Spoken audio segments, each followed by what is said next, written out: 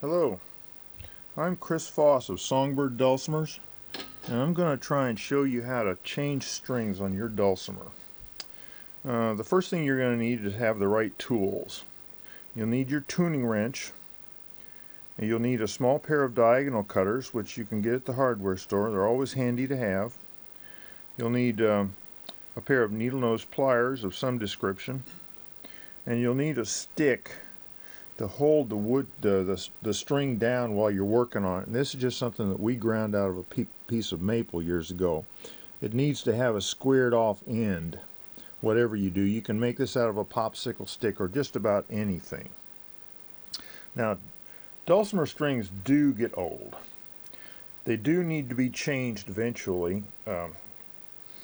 They last a long time. If you play your dulcimer all day, every day, I know you can wear out a set of strings in 2 or 3 years, but when it gets to where it's difficult to get them in tune and they just don't quite sound right the way they used to, your dulcimer strings need to be changed. Strings also do occasionally break. There may be something wrong with an individual string, so you need to know how to put one string back on. So here we go. Now, the first thing to know is the tuning pins of a hammered dulcimer. They have a very fine thread on the end of them, and they're a friction fit in the wood. The hole is drilled slightly smaller than the diameter of this pin so that this thread will grip in the wood. All of which means that we don't want to be turning on the string, on the tuning pin. Many people, when they tell you how to change a set of strings, they want you to unwind that tuning pin 2 or 3 turns, and then you slip the string through there, leave a loop hanging out of unknown length, and then wind it down until it's all tight. That risks wallowing the hole in the tuning that the tuning pin is in. So we don't do that. We never have. Now we're just going to pretend that these strings broke. So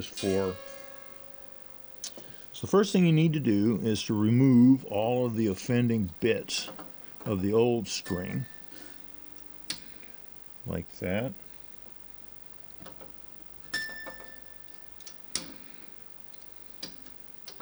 Sometimes they're locked on here somehow. And then the hole in the tuning pin, you want to face that this way. Not like that. You want to face it this way. So here's the fast, easy way that almost nobody in the world knows how to do this.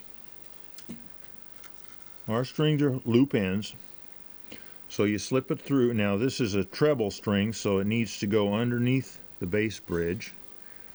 Bring it over there, hook it on the hitch pin where you can't see it, and then I'm keeping it tight with my hand like this. Bring it around across the top of the tuning pin, push it down, and then wind it twice around the tuning pin. Now this is where my stick comes in handy.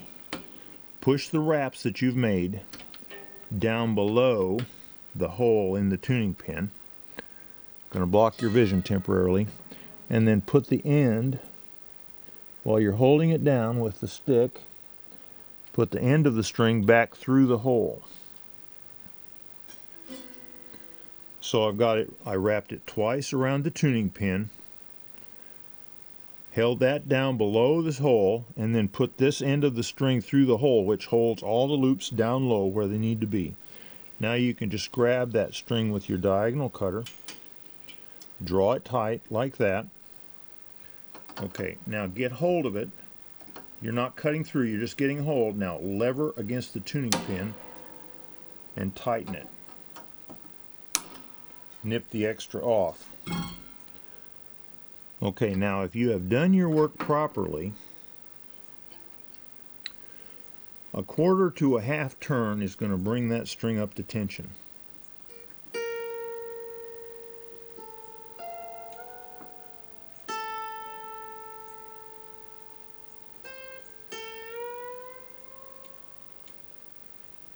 There we go. Okay, and I think I moved it about that far. Okay, we'll do the other one in the pair. Same thing.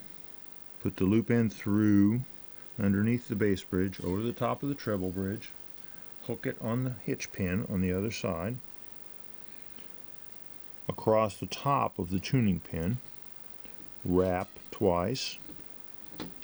Hold it down. Now at this point I can reach down here with my thumb. I don't need my piece of wood. Put the end of the string back through. Get hold of it with my diagonal cutters. Draw it tight. Now I'm going to grab about 1/4 of an inch out here. Lever it tight. Now I've left on the outside tuning pin, I've left about 1/4 of an inch tail sticking out. So, bring your string up to tension.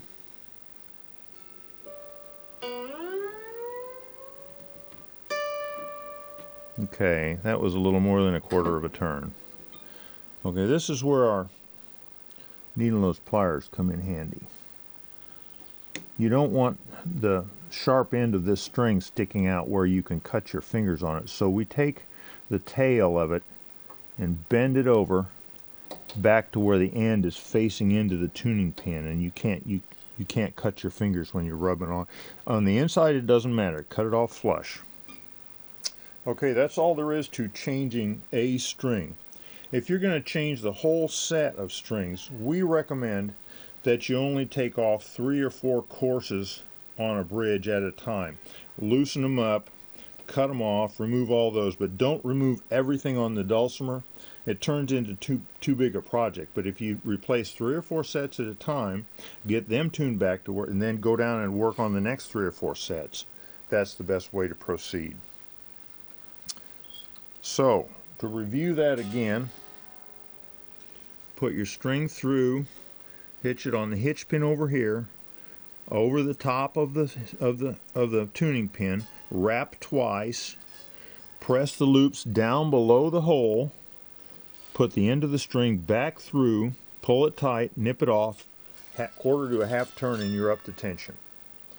And you haven't done all of this winding. Your hitch pin, your tuning pins are all where they should be.